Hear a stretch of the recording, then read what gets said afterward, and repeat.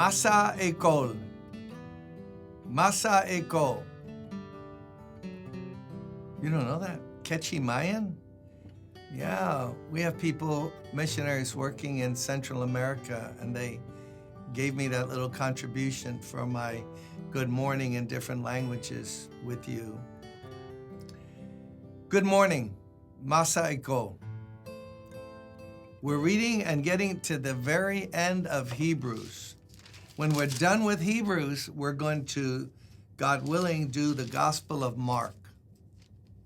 Reading through it, getting nuggets.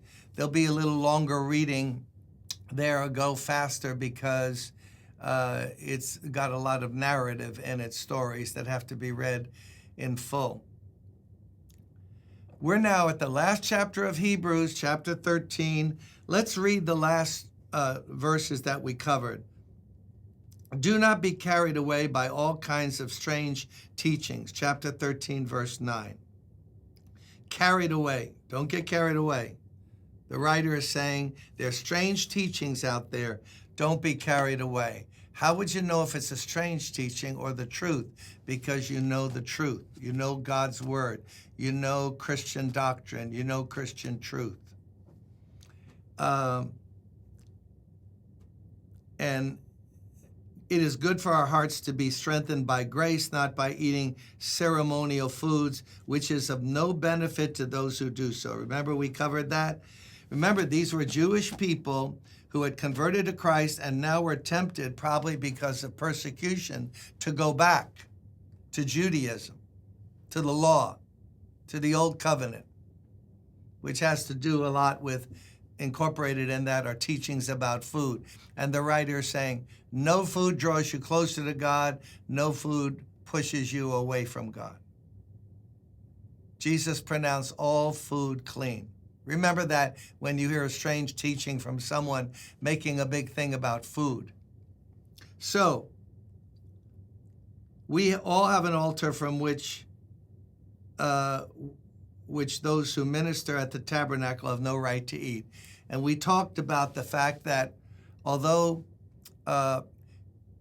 Jews could say to these Jewish converts to Christianity, you lost your religion, you have no altar, there's no tabernacle or temple, that's the altar. What kind of religion has no altar? Pagans have altars. What's wrong with you?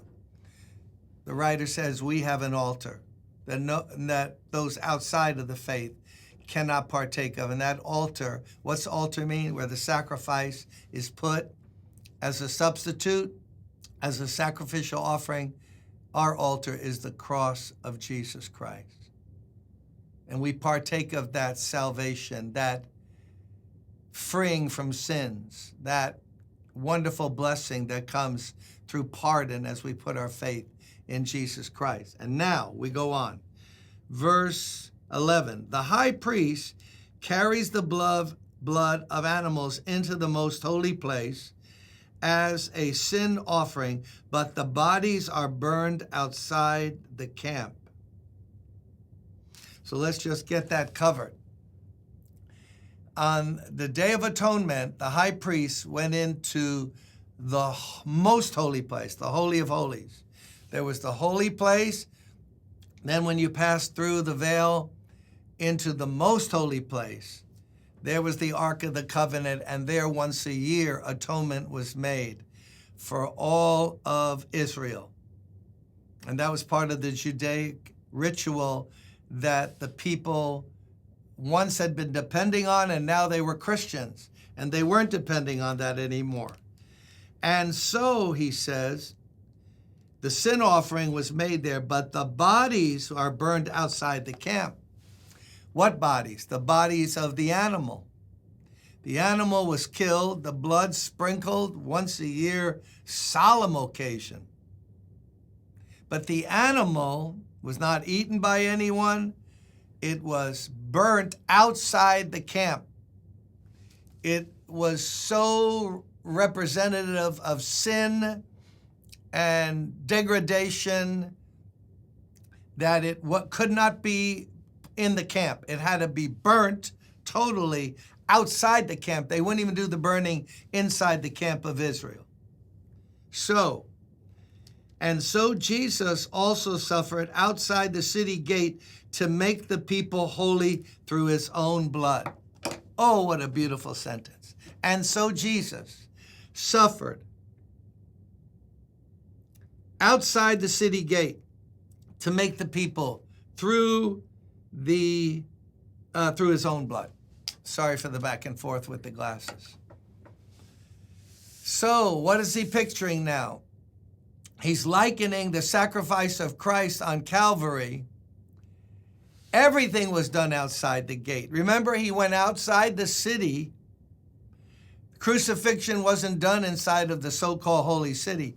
They went to a mountain called Golgotha, a place. And there he died. There he gave up his life for us. Now, the city stood for the whole Jewish system of worship. So just like the animal was sacrificed in the most holy place once a year on the Day of Atonement, but the body had to go outside the camp. Get out. I don't want to see that. Burn it, destroy it. But outside the camp. So Jesus went outside the city. Rejected by the city, the religious system. An important point is coming up here, but I want you to get this picture. Jesus suffered for us total rejection, not just death on the cross, mocking, spitting, all of that, but outside the gate. The whole religious system of Judaism said, away with you. You're not fit to live, and you can't even die in the city. You got to go outside. Oh, how he suffered for you and me. Shame. Mocking. Outside the city gate. Which says he had no part in the Jewish system. You can't have Jesus in any religious system. He is outside the gate of all of that. You have to experience him apart from any religious system that says we are the way. You have to personally know him, but you got to go outside the gate. You got to identify with him outside the gate. You get it? And he made us holy. The word there means separated. He made us separated from sin and punishment through his blood, which was shed outside the gate. Why don't you take time today to thank Jesus for giving his life for us outside the gate, rejected totally by the world system, both Gentile and Jew, but he died for us and we can experience his salvation and treasure it and love him. Let's do it today. See you tomorrow. Bye-bye.